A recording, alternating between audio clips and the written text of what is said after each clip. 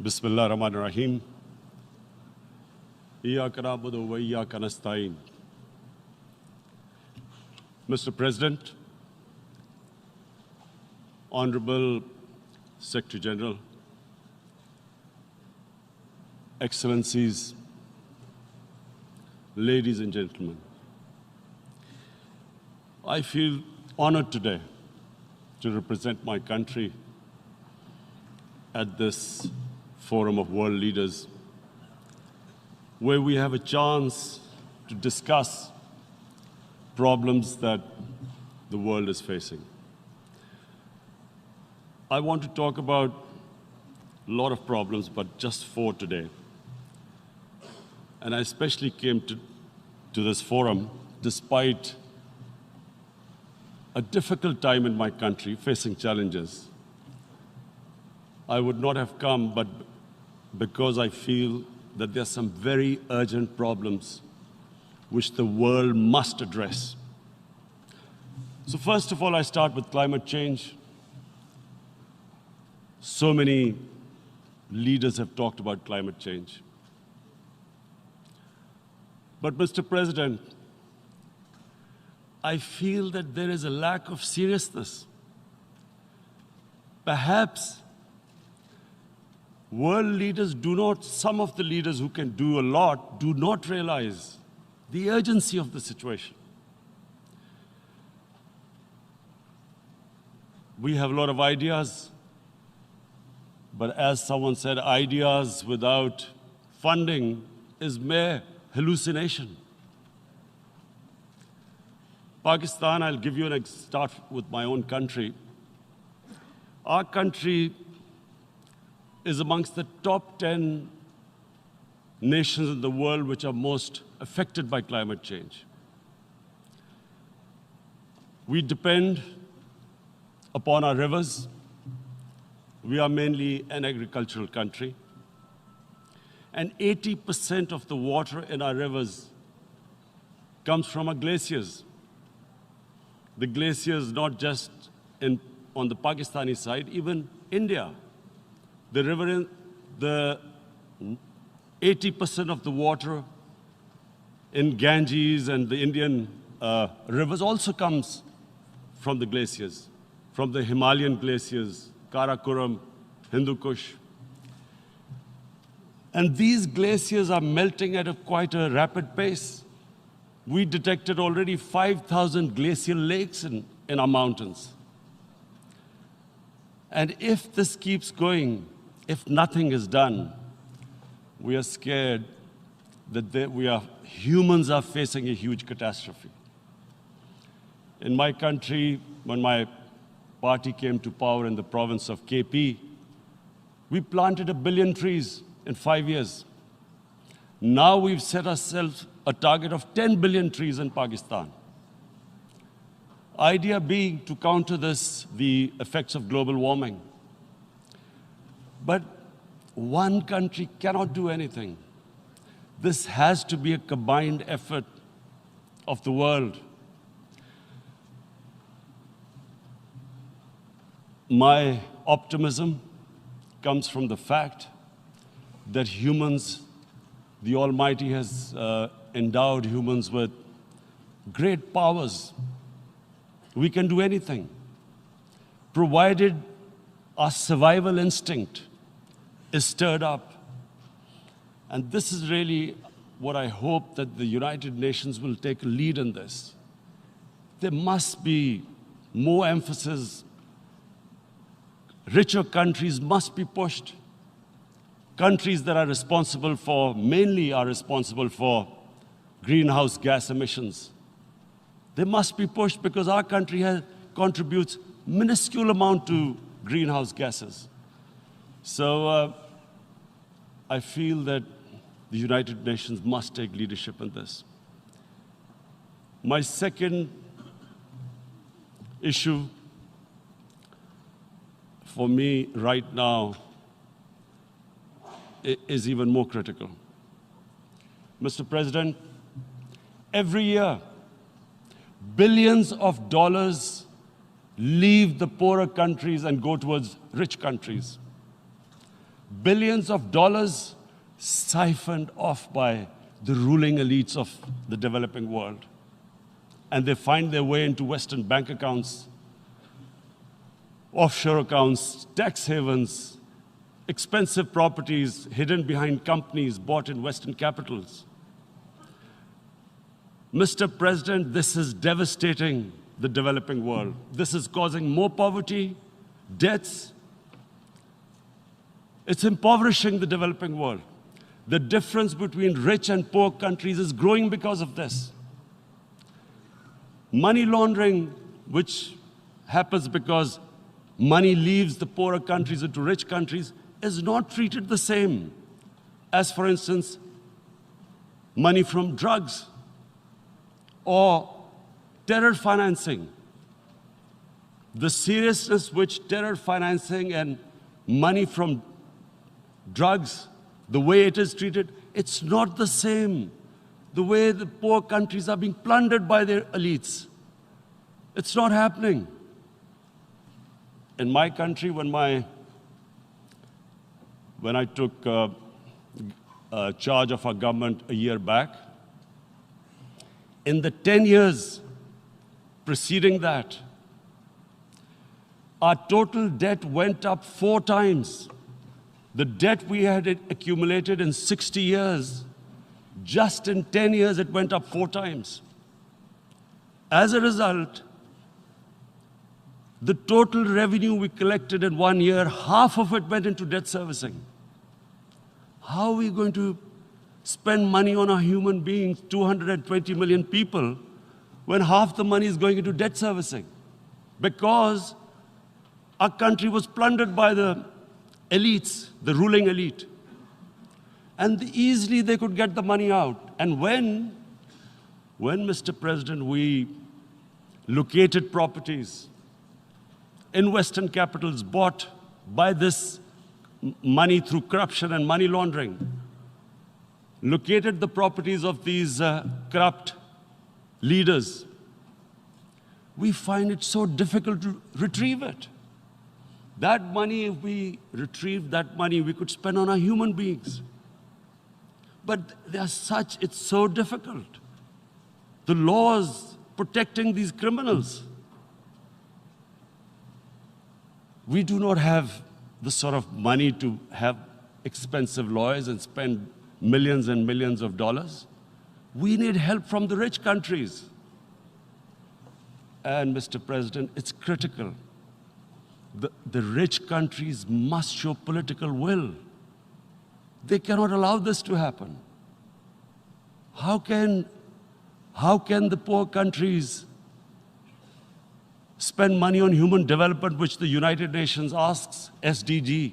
How are we going to do it when this money can easily leave our countries?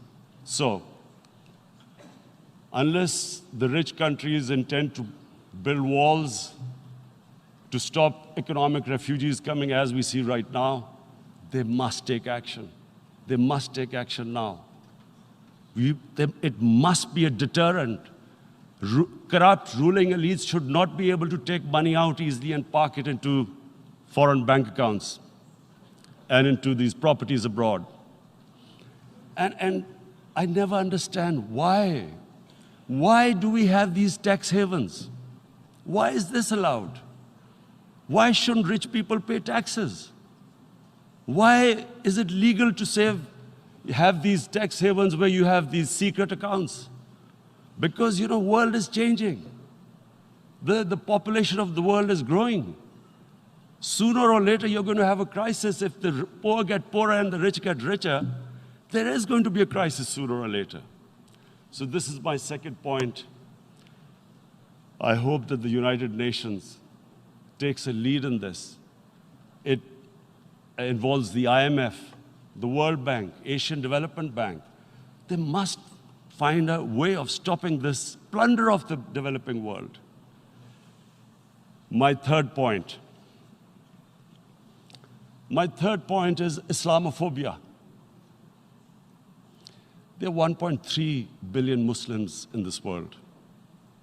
There are millions of Muslims living in other countries, European countries, in the US, as minorities.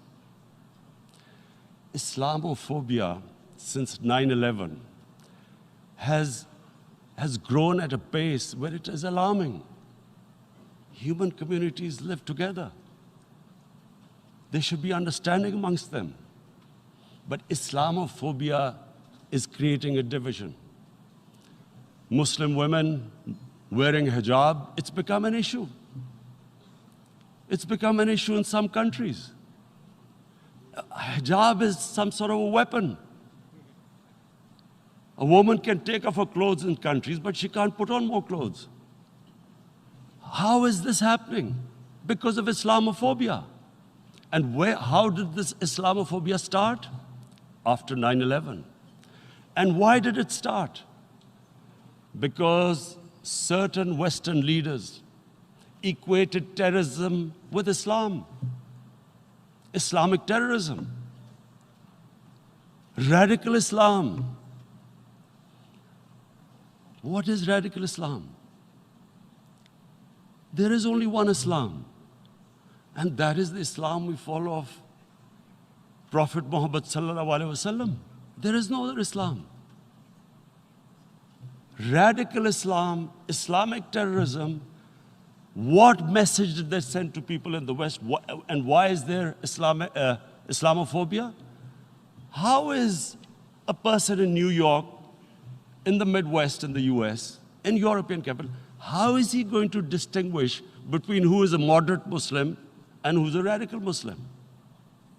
Because terrorism has nothing to do with any religion.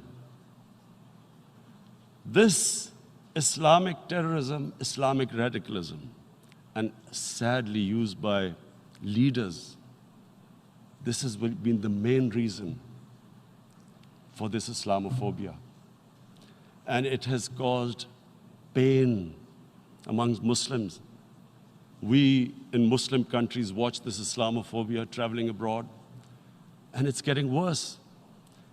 And may I just say, Mr. President, that in European countries, it is marginalizing Muslim communities. And we all know that marginalization leads to radicalization. Some of the people who ended up as militants in Syria and other places were from marginalized Muslim communities. And my point here is that we must address this issue. I'm sad to say that we Muslim leaders have not addressed this issue either. After 9/11, when this thing came about war against radical Islam, rather than Muslim leaders trying to explain to the West that there is no such thing as radical Islam, in all human communities, they are radicals. They're liberals and rest are moderate. All human communities, Christians, Jews, everyone has it. But Islam is not radical, neither Judaism, neither Christianity, neither Hinduism. No religion preaches radicalism. The basis of all religion is compassion and justice, which differentiates us from the animal kingdom. But unfortunately, the Muslim leadership was so scared of being called radical Islam that all of them became moderates. In Pakistan, we were in the eye of the storm, and our government coined a phrase called enlightened moderation. No one knows what it meant, but everyone started putting on Western suits that they were moderates, started speaking. Even those who didn't know English would speak English because they were moderates. No one had a clue what it was, because we, in the Muslim world, did not explain to the West that there is no such thing as radical Islam. One of the reasons why, after 9/11, Islam was supposed to be equated with terrorism was suicide attacks. Because the 9/11 bombers did a suicide attack, all sorts of theories came up that the Muslims are involved in suicide attacks because they will get virgin in heavens. Some came up with, what about women, suicide attackers? So this bizarre thing happened. No one explained. Suicide attacks and Islam were equated. No one did research that before 9/11, the majority of suicide attacks in the world were by Tamil tigers, who were Hindus. No one blamed Hinduism, and quite rightly. What has Hinduism got to do with what desperate people were doing in Sri Lanka? We all know we've seen films about Japanese kamikaze pilots at the end of the Second World War doing suicide attacks. No one blamed the religion. But here we were trying to prove we were moderates and not explaining to the West.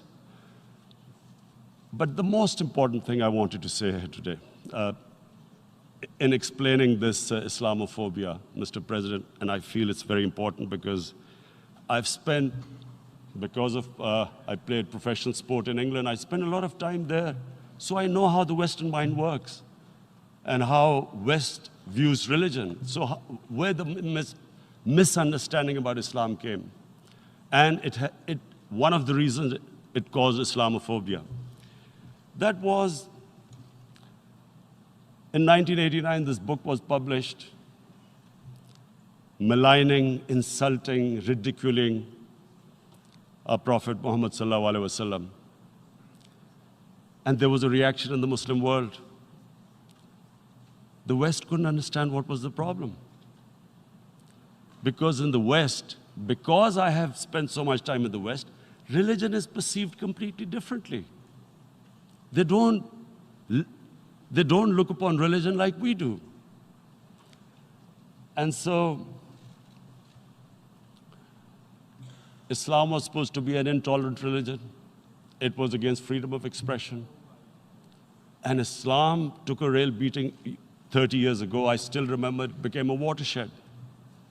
And every 2 or 3 years, someone would malign our Prophet, peace be upon him. There would be a reaction by the Muslims. And again, it was Islam, an intolerant religion.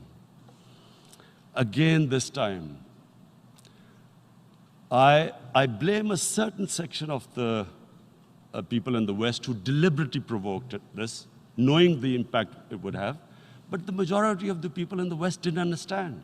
This is where, again, Muslim leadership let the Muslims down.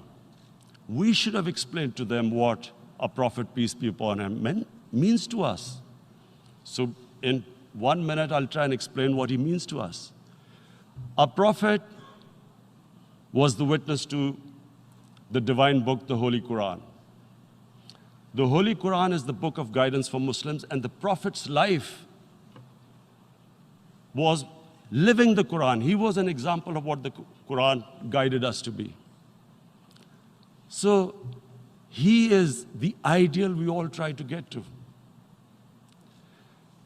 The Prophet created the state of Medina, the first state in Islam.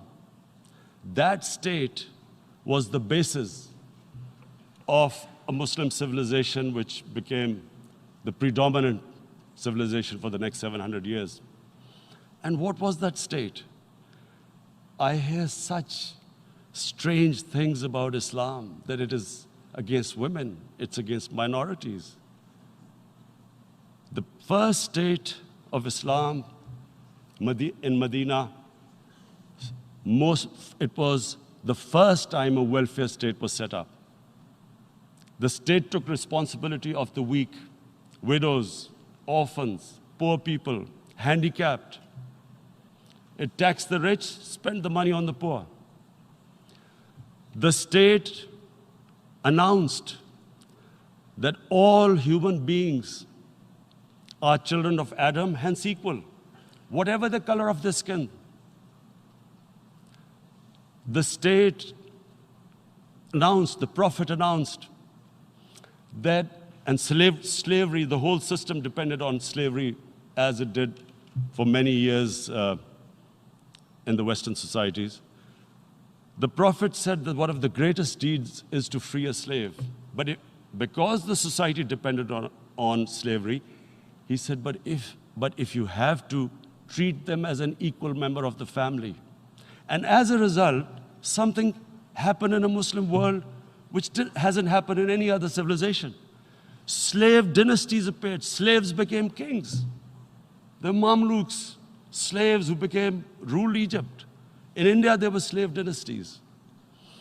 And then, with minorities, again, you hear that Islam is supposed to be against minorities. Let me just make this clear. In Islam, the Prophet announced that everyone was free to practice his religion. It was a sacred duty to protect the places of worship of all religions. He announced that every person is equal in front of law, whatever his religion or his color. And this incredible case, and I always quote this, that the fourth Khalifa, the head of state of Medina, he lost a court case against a Jewish citizen. So, number one, it showed there was a rule of law, no one was above law. And number two, that a Jewish citizen was an equal citizen. So, Mr. President, when a Muslim society is unjust to its minorities, it is going against the religion of Islam and our Prophet, peace be upon him. So, it is important to understand this. The Prophet lives in our hearts. When he's ridiculed, when he's insulted, it hurts. As we human beings understand one thing, the pain of the heart is far, far, far more hurtful than physical pain. And that's why the Muslims react. And I always thought that if I ever had the stage, I would try and explain this to the world community, especially to the Western community, because having lived in the Western community, people didn't understand this. When I first went as a teenager to England, there was a comedy film on Jesus Christ.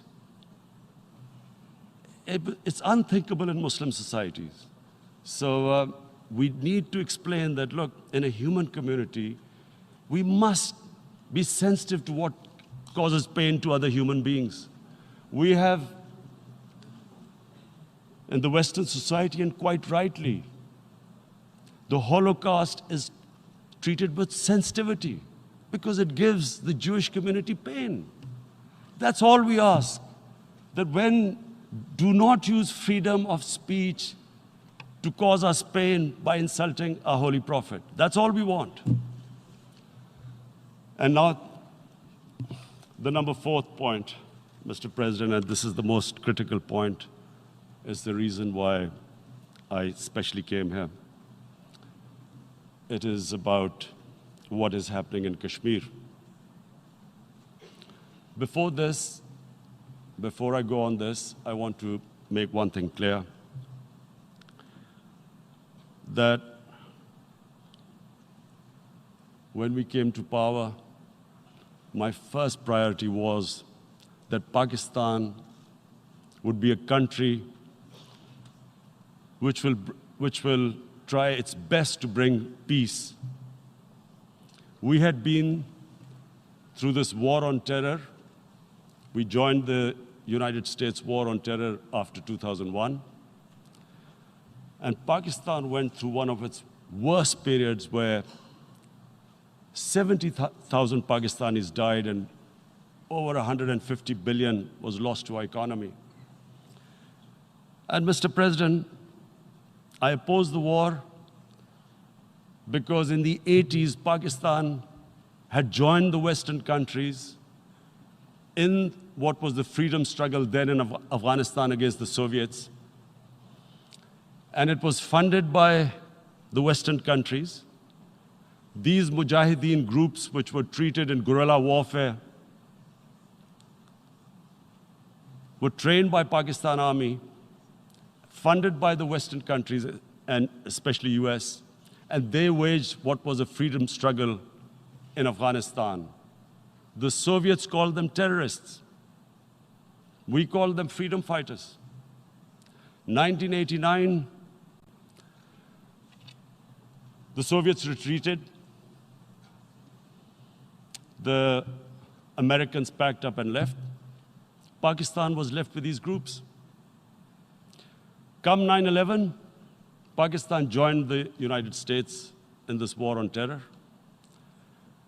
And now our government was supposed to, the reason why I opposed joining this war, because here we had indoctrinated them in jihad, meaning freedom struggle against foreign occupation. Now, because we had joined the US, and the US had occupied Afghanistan, now we were supposed to tell them that, no, this is not freedom struggle and jihad, it's terrorism. So that's why I tried to tell then government that, stay neutral, because you will have leverage over them. You will be able to control them. But if you join them, you become collaborators, and they will attack you, which is what happened. They turned against us. We went through a nightmare. 70,000 people killed in a war we had nothing to do with. No Pakistani was involved in 9/11. Taliban were in Afghanistan. Al-Qaeda was in Afghanistan. What had we to do with it? 70,000 Pakistanis died. So when we came to power, we decided that we would dismantle what was left of these groups. And this decision was taken not just by us, but by all the political parties in Pakistan. Unfortunately, they didn't implement it. So we came to power, we decided to implement it, and we dismantled whatever was left of the groups. And I know that India keeps accusing us that there are these groups there. I would like the United Nations to send observers, see for themselves what we've done. No Pakistani government would have dared to do this because it would have created strife. But we decided that there would be no militant organizations in Pakistan. So I need to give you this background and to what I'm going to say later on. And secondly, we started mending fences. I invited the Afghan president. We developed a relationship with Afghanistan. We had problems with Iran. We mended fences there. And then India. Now let me just give you a little background about my relationship with India. Because of cricket, and cricket being it's a passion in the subcontinent, I had great following in India. I have friends in India, and I loved going to India. So immediately, when my party came to power, the first thing we did was to immediately reach out to India. And I spoke to President Modi, and I said, look, we have similar problems. Climate change, poverty, let's get together. Let's resolve our differences through trade. Let's build a relationship on trust. Prime Minister Modi told me that, there were terrorist attacks from Pakistan. I said, we have problems with you. There are terrorist attacks which we know are instigated by India in Balochistan. We caught a spy, Kulbhushan Yadav, who admitted what the sabotage going on in Karachi and Balochistan. So we said, look, let's leave that behind. Let's move forward. Our main priority should be our people. The highest number of poor people live in the Indian subcontinent. Unfortunately, didn't make any headways. Our foreign ministers were supposed to meet on this in the UNGA last year. India canceled it. We thought that it's their election coming up. It's a nationalist, ultra-nationalist party. It doesn't want to cozy up to Pakistan. So we thought, okay, we'll wait till the elections. Meanwhile, a 20-year-old Kashmiri boy, whose father said was radicalized by the security forces in Kashmir, blew himself up on an Indian convoy. Immediately, India blamed us. I I spoke to the Indian public on television. I said, if you give us any iota of proof, we will immediately take action because we've clamped down on these groups. Rather than sending us any proofs, they sent their jets in, they bombed us. We retaliated. A jet, 2 of their planes were shot down, 1 pilot bailed out in Pakistan. We immediately returned the pilot, saying that, look, we do not want any escalation. Rather than taking that as a peace gesture, the entire campaign, almost the entire campaign of Mr. Modi in the election was how he had taught Pakistan a lesson that jets had killed 350 terrorists. Complete lie. They had just killed about 10 trees of ours, which was quite painful given that, we are growing all these trees. He then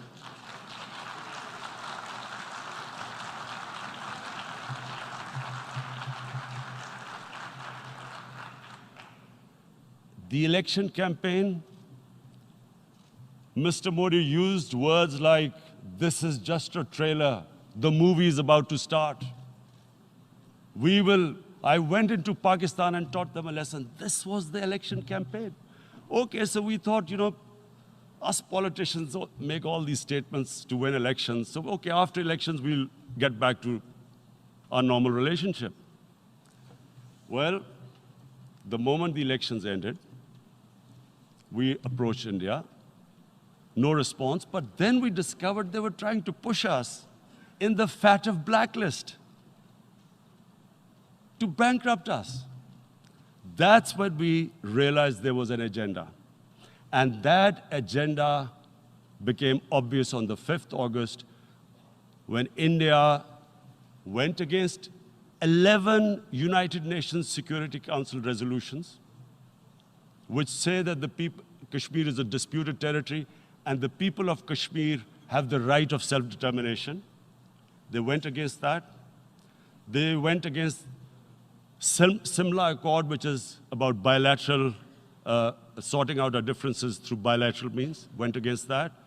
They actually went against the Indian Constitution. Illegally, they revoked Article 370, which gave Kashmir the special status. They got an extra 180,000 troops there. Total number of security forces in Kashmir now are 900,000. And they put 8 million people of Kashmir under curfew.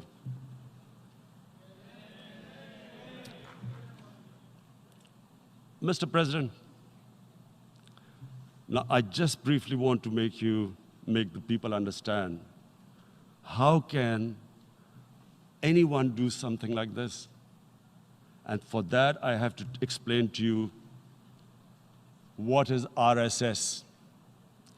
RSS, Mr. Narendra Modi is a life member of RSS. RSS was an organization that was inspired by Adolf Hitler and Mussolini, came about in 1925. They believed in racial purity, racial superiority. They also believed they were an Aryan race like the Nazi believed they were an Aryan race. All that I'm saying can be verified. This is the time of information revolution. You can Google all this, what I'm saying. But it is very important for me to explain this to you so you know what is happening in India. This RSS believed in the ethnic cleansing of Muslims from India. At one point, there was racial superiority of the Hindu race.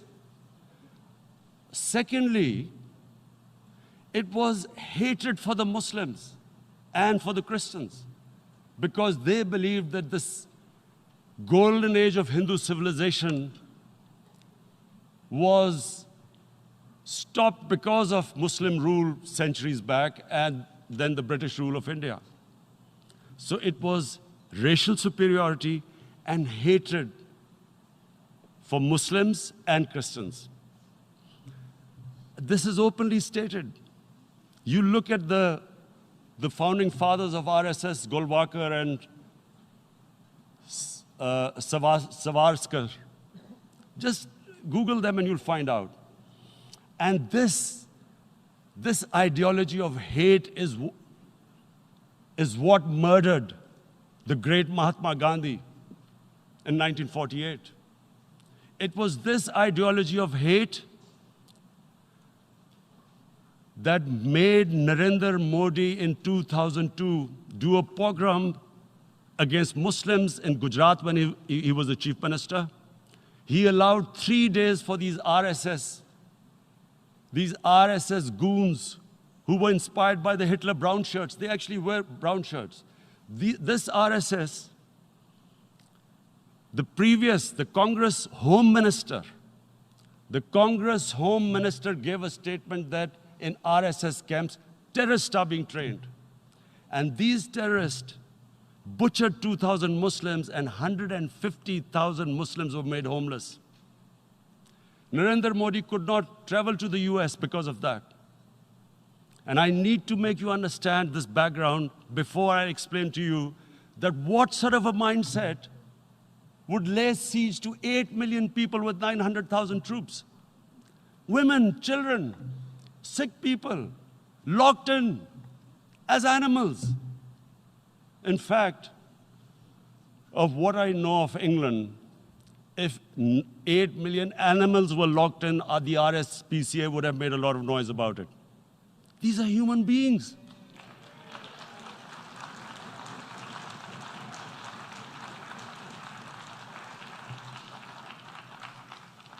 And Mr. President, what comes with racial superiority, these illusions of Aryan superior race, is arrogance.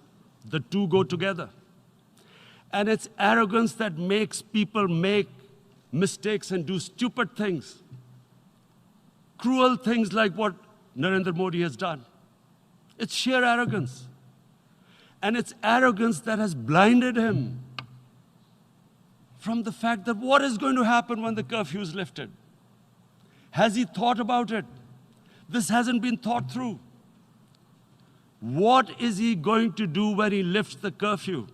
Does he think that people of Kashmir will quietly accept the status quo because India has changed the constitution and taken away the special status? They'll accept that? Mr. President, 100,000 Kashmiris have died in the past 30 years because they were denied the right given by the United Nations, the right for self-determination. 100,000 have died and 11,000 women have been raped. There are 2 United Nations human rights reports on this. The world hasn't done anything because India is a huge market, 1.2 billion people. Sadly, the material prevails over the human. But this has serious consequences. Again, I repeat, that's why I'm here. Look, what is going to happen when the curfew is lifted will be a bloodbath. The people will come out. There are 900,000 troops there. They haven't come to, as Narendra Modi says, he's done this for prosperity of Kashmir. This is supposed to be for the development. These 900,000 troops, what are they going to do when they come out? There'll be a bloodbath. Has he thought it through what happens then? Mr. President, has anyone thought that what happens when there is a bloodbath? What do you think the impact will have on people of Kashmir? What do you think they will think? The way they have been boxed in their houses, treated like worse than animals, no rights. Thousands of all the political leadership has been arrested, taken out of Kashmir. Even those Kashmiri leaders who were pro-India have been taken out. 13,000 boys have been picked up and taken to God knows which destinations. So what do they think? What will the people of Kashmir do when they lift the curfew? They will be out in the streets. And what will these soldiers do? They will shoot them. They've already used pellet guns, blinded young boys. In the last 6 years, the 5 years, the oppression that has gone on in Kashmir. And so, Kashmiris will be further radicalized. Mr. President, there will be another Pulwama. And guess what? India will blame us. They're already blaming us. They're saying all this is happening because of Pakistan. One of their defense ministers said, there are 500 terrorists lined up on the border to go in. Why would Pakistan send 500 terrorists when there are 900,000 troops? What impact are they going to make? What will they do? And why would? Don't we know that the moment there is some terrorist attack, all that will happen is there'll be further cruelty and oppression of the people of Kashmir. We will just give the 900,000 troops to further crush the people of Kashmir. And then we'll give the Indian government an excuse that, look, Pakistan is a terrorist state, and this mantra that has gone on, Islamic terrorism. The moment you use this catchword, Islamic terrorism, the whole world turns away. No one talks about human rights. You can do whatever you want, which is what has happened in Kashmir, because they keep using this word, Islamic terrorism. And this is what they're doing right now. What do we benefit from further increasing the cruelty on the people of Kashmir? And why would we want this? But there is no other narrative left for India. As when they lift the curfew, whatever happens, Pakistan will be blamed, and there is always a danger of another Pulwama. They might come and bomb us again, and then another cycle might start. And what does Narendra Modi think that 180 million Muslims of India are thinking right now? Aren't they watching these Kashmiris stuck inside for 55 days they've been stuck in? Aren't they watching? What do you think? Don't you think that the Muslims will be radicalized in India? And I'm talking about 180 million people. And when they get radicalized, there will be some incident in India somewhere down the line. Again, we will be blamed. And I'm warning you right now, again, we will be blamed. And Mr. President, what about 1.3 billion Muslims who are watching this? And they know that it is only happening in Kashmir because they're Kashmiri Muslims. This is not happening to Kashmiri Hindus. They know that this is happening because of their religion. So what do you think they will be thinking? What do you think the Jewish community would think if they were, forget 8,000 Jews stuck like this? What do you think Europeans would think? What do we think? I mean, any human community, if their members are stuck like that, what do you think they will think? Are we a children of a lesser God? Is it not going to cause us pain? And then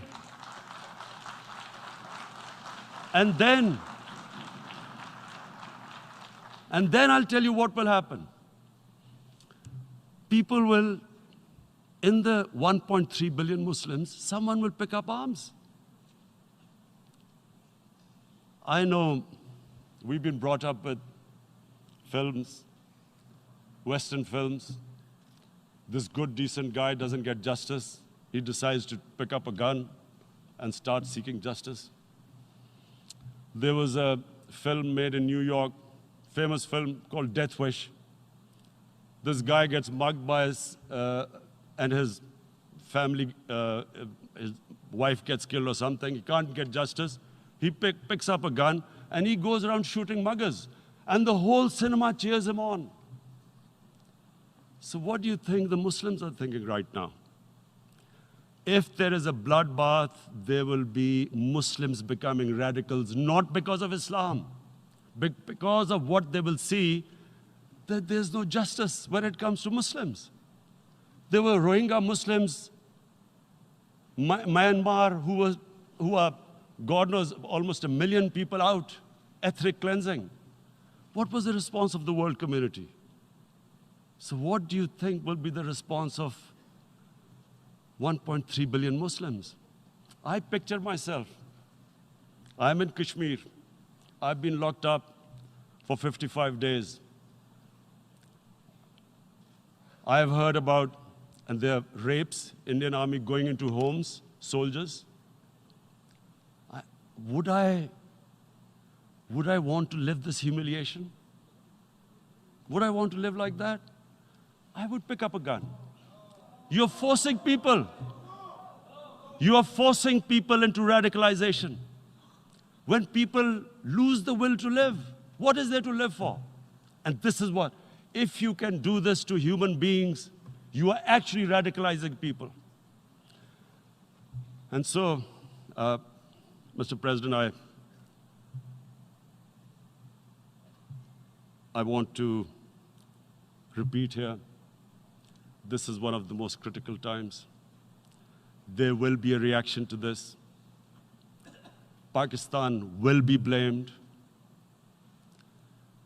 2 nuclear-armed countries will come face to face like we came in February. And before we head in that direction, the United Nations has a responsibility. This is why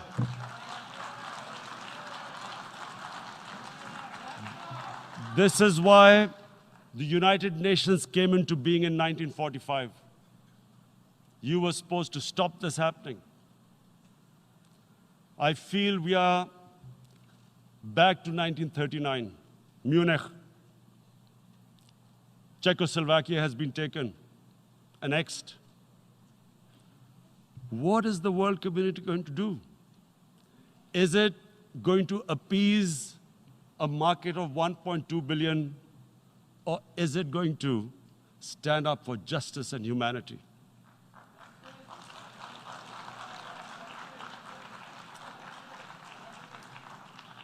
If this goes wrong, you hope for the best, but be prepared for the worst.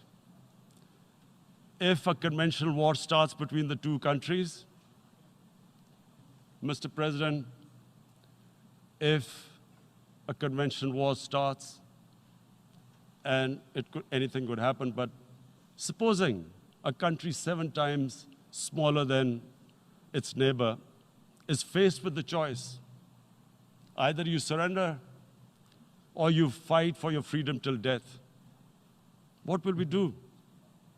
I ask myself this question. And my belief is, La ilaha illallah, there is no God but one. And we will fight. And when